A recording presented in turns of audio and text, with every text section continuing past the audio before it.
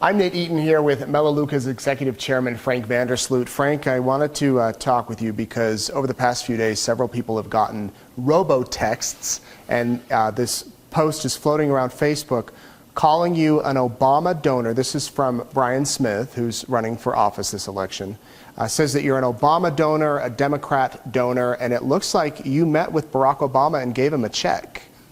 Well, isn't that something? The photo's totally fake. It's typical Bryan Smith. He's willing to totally try to deceive the people. It's totally made up. I've never met Barack Obama in my life. Never put my hand on his shoulder, never handed him a check, never saw him in my life. So apparently Bryan Smith has doctored a photo. He paid somebody to do this to make it look like this is like evidence that Frank VanderSloot is a friend's person. I'm right there smiling in each other's eyes and being friendly. Didn't happen, totally false. You can look at the check. It's supposed to have happened 3 days ago. The day of the check, I think, is the 17th, May 17th, 2024. He hopes that people will believe this. It's just total nonsense. As far as being a Democrat donor, I would never want to go point this out, but since they put me on the spot, and I don't like saying this, but we went back and investigated, since they're calling me a Democrat donor. My wife and I, Belinda and I, have given $28 million in the last 12 years to Republicans. $28 million in the last 12 years. We've given 1,000th of that to Democrats. Sometimes you find somebody that's even more conservative, a Democrat that's more conservative than Republican in the race, or more ethical. In my opinion, ethics should be a big part of government. And so, yeah, we've given to, I don't know, half a dozen, I'm not sure how many, Democrats in the last 12 years, but 1,000th of the time. 999 to 1. Not long ago, the Republican Party, the Idaho GOP, named me as most valuable Republican. I don't know that I'm worthy of that, but that's how they felt about me.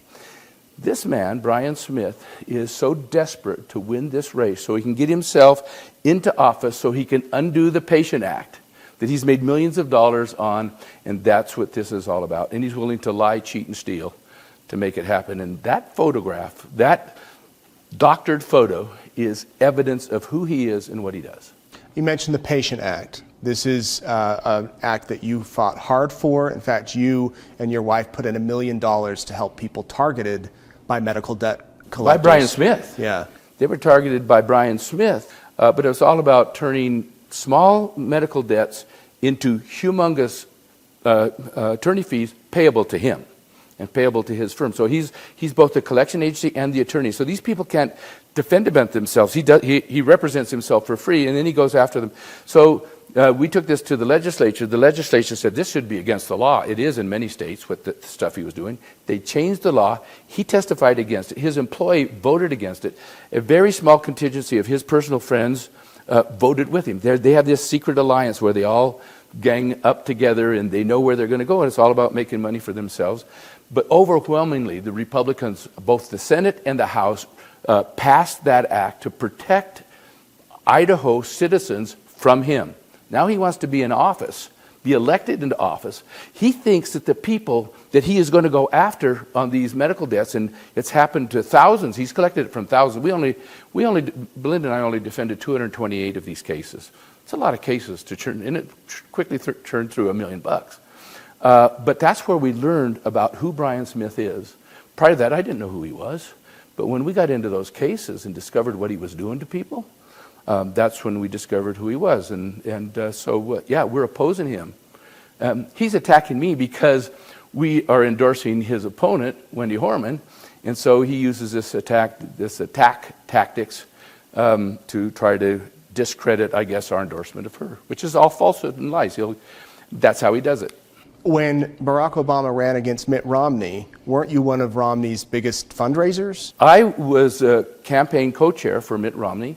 My group brought in $58 million to defeat Barack Obama. It's pretty ludicrous that he's saying that I'm a supporter of Barack Obama, where Barack Obama's campaign himself named me as one of 8. He listed 8 people that were Republicans that he felt really bad about how much money we were given. His opponent, he attacked me while he was president. because of our donations to his opponent, which at the time was Mitt Romney. So Bryan Smith knows that story.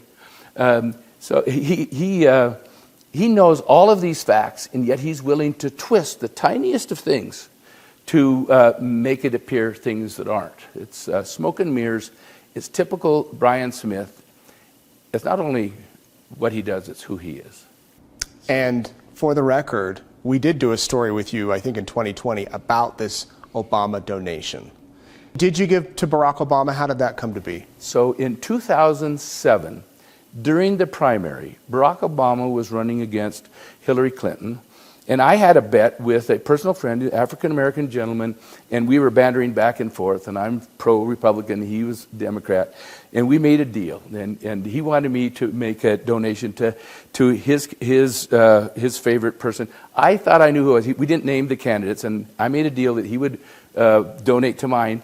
He had to donate $2,100 to my candidate, which was Mitt Romney at the time, and I had to donate $250 to his candidate. So I traded $250 for $2,100. I thought it was a good deal. And Barack Obama was running against Hillary Clinton at the time. It was the primary, so I thought it was pretty harmless. And then, of course, we totally supported his opponent. First was Mitt Romney in the primary, and then John McCain, and then since then. So I've always been an opponent of Barack Obama. He knows that.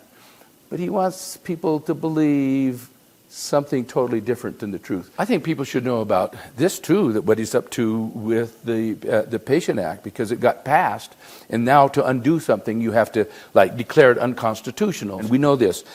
He has a personal friend that had a medical debt. He sued his personal friend, very good personal friend, political allies and close friends. He sued his personal friend, and who's defending the personal friend? Another personal friend. So apparently, and I'm accusing them of this is what they did, they got together and said, we're going to try to declare together between us the Patient Act unconstitutional. And we're going to do that by, we'll sue you, and you agree that you're going to lose.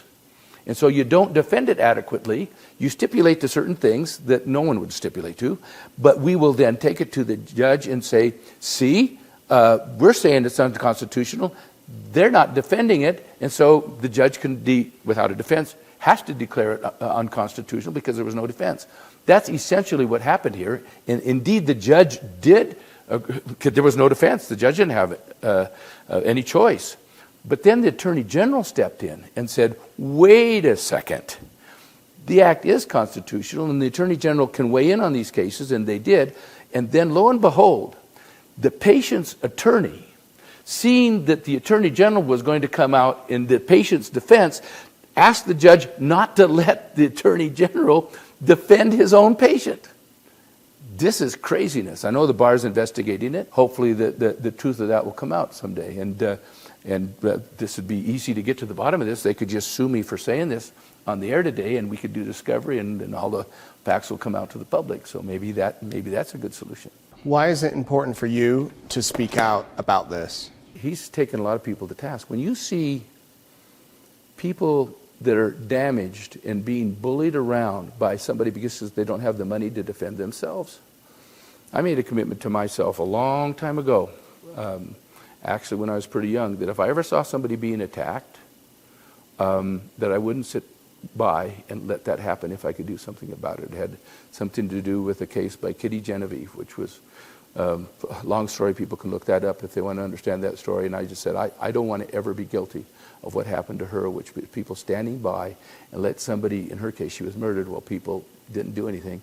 And I said, I'm not ever going to stand by and let somebody get beat up. So I've tried to live true to that principle. And that's what has got me into a lot of trouble with these kinds of things. But I try to step up when people are being attacked and they can't defend themselves.